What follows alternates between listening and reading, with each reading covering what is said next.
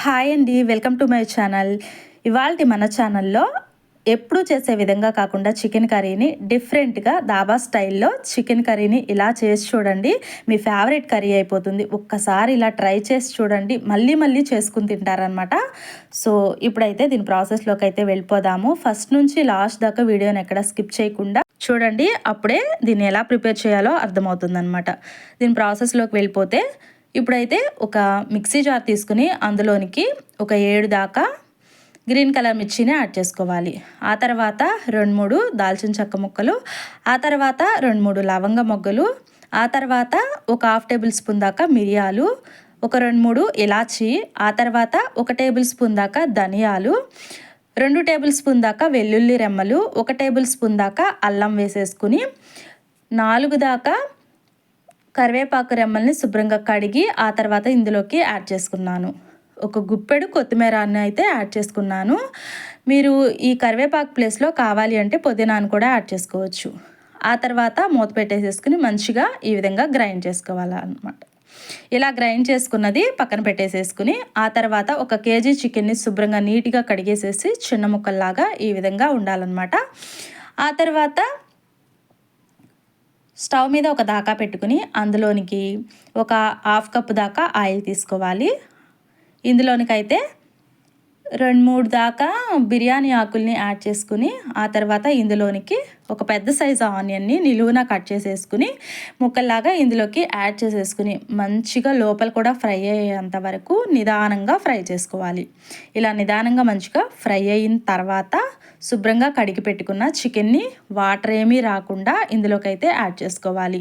చక్కగా చికెన్ని ఇందులోకి యాడ్ చేసిన తర్వాత ముక్కలన్నిటికీ ఈ ఆయిల్ పట్టే విధంగా నిదానంగా చక్కగా ఇలా కలిపేసేసుకోవాలి. స్టవ్ను అయితే ఒక మీడియంలో పెట్టేసేసుకుని ఆ తర్వాత మంచిగా ఈ విధంగా కలిపేసేసుకుని మూత పెట్టేసేసి కనీసం ఒక 5 నిమిషాలు అయితే ఉడికించాలి. ఇలా ఉడికించడం వల్ల వాటర్ అంతా పైకి తేలి పైకి కనిపిస్తూ ఉంటాయండి. మూత ఓపెన్ చేసి చూపిస్తాను, ఒకసారి చూడండి. ఈ విధంగా ఉంటాయన్నమాట. ఇప్పుడైతే ఇందులోనికి ఒక 1/2 టేబుల్ స్పూన్ దాకా పసుపు, 1 టేబుల్ స్పూన్నర దాకా సాల్ట్ని అయితే యాడ్ చేసుకుంటున్నాను. సరిపోకపోతే ఫైనల్గా తర్వాత అడ్జస్ట్ చేసుకోవచ్చు. ఇక్కడైతే టేబుల్ స్పూన్నర దాకా సాల్ట్ని వేసేసుకుని ఈ సాల్ట్ అండ్ పసుపుని చక్కగా ఒకసారి కలిసే విధంగా ముక్కలన్నిటికీ పట్టే విధంగా ఈ విధంగా కలిపేసేసుకుని మూత పెట్టుకుని 10 నిమిషాలు అయితే ఉడికించుకోవాలి. ఒక 10 నిమిషాల తర్వాత మూత ఓపెన్ చేసి చూస్తే ఆయిల్ పైకి రిలీజ్ చేస్తూ ఇప్పుడే ఉంటుంది అండి. ఇప్పుడు ఈ టైంలో అయితే ఇలా 1 టేబుల్ స్పూన్ దాకా కారాన్ని అయితే యాడ్ చేసుకుంటున్నాను.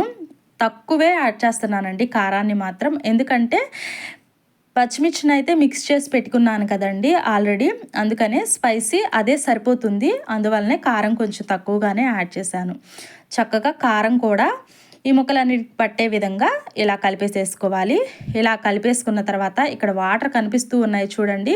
ఈ వాటర్ అంతా కంప్లీట్గా ఇనికిపోయేంత వరకు మూత పెట్టేసేసుకుని మరొక 5 నిమిషాలు అయితే ఉడికించుకోవాలి. ఇలా ఒక 5 నిమిషాలు ఉడికిన తర్వాత మూత ఓపెన్ చేసి చూపిస్తున్నాను చూడండి. ఆయిల్ అంతా పైకి తేలి ఉందన్నమాట.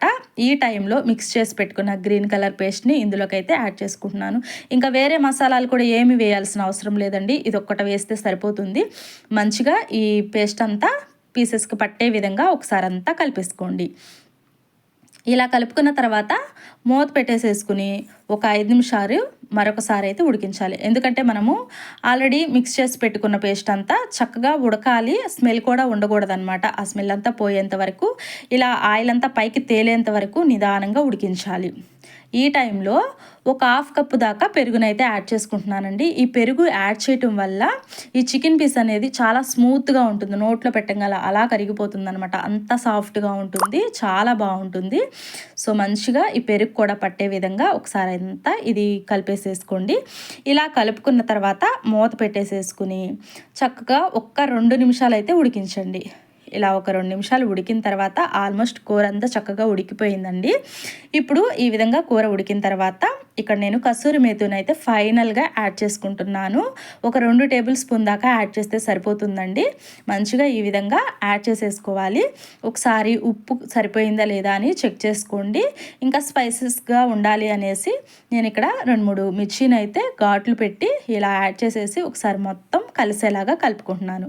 ఇంకా మీరు స్పైసీగా తినాలి అనుకుంటే కనుక ఫైనల్గా కూర ఆఫ్ చేసేటప్పుడు స్టవ్ ఒక 1/2 టేబుల్ స్పూన్ దాకా మిరియాల పౌడర్ని అయితే యాడ్ చేసుకోండి. నాకైతే స్పైసీ కానీ ఉప్పు కానీ అన్నీ ఈక్వల్గా సరిపోయినాయండి. నేనైతే యాడ్ చేయట్లేదు. బట్ మీకు స్పైసీగా కావాలి అనుకుంటే కనుక ఒక 1/2 టేబుల్ స్పూన్ దాకా పెప్పర్ పౌడర్ని అయితే యాడ్ చేసుకోండి. మంచి గ్రేవీగా జ్యూసీగా పీస్ కూడా చాలా స్మూత్గా ఉడికింది. ఒకసారి నేను ఇలా పట్టుకుని చూపిస్తున్నాను చూడండి. మీకు చెప్తూ ఉంటేనే నాకు నోట్లో నీళ్లు వరుతున్నాయి, అంత బాగుంది. మంచి గుమగుమలాడుతూ కూర అయితే చాలా టేస్ట్గా వచ్చింది. డెఫినెట్లీగా మీరు కూడా ఒకసారి అయితే ట్రై చేసి మీకు ఎలా కుదిరిందో కామెంట్ సెక్షన్లో కామెంట్ చేయటం అస్సలు మర్చిపోకండి. ఫైనల్గా స్టవ్ అయితే ఆఫ్ చేసేసుకుంటున్నాను. స్టవ్ అయితే ఆఫ్ చేసేసుకుని మరొక 1 టేబుల్ స్పూన్ దాకా కసూరి మేతిని అయితే యాడ్ చేసేసుకుని ఒకసారి మొత్తం కలిసేలాగా కలిపేసుకోండి. ఇలా మంచిగా కలుపుకున్న తర్వాత ఒక అరచక్క నిమ్మరసాన్ని ఇందులోకి యాడ్ చేసేసుకుని అలా మూత పెట్టేసేసి ఒక 5 నిమిషాలు ఉంచేసేయండి. కూర అయితే రెడీ అయిపోయిందండి. గుమగుమలాడుతూ దాబా స్టైల్లో హరియాలీ చికెన్ అయితే ప్రిపేర్ అయిపోయింది. చక్కగా వేడివేడి అన్నంలో కానీ లేదా బగారా రైస్లో కానీ ఇలా పెట్టుకుని తింటూ ఉంటే చాలా బాగుంటుంది.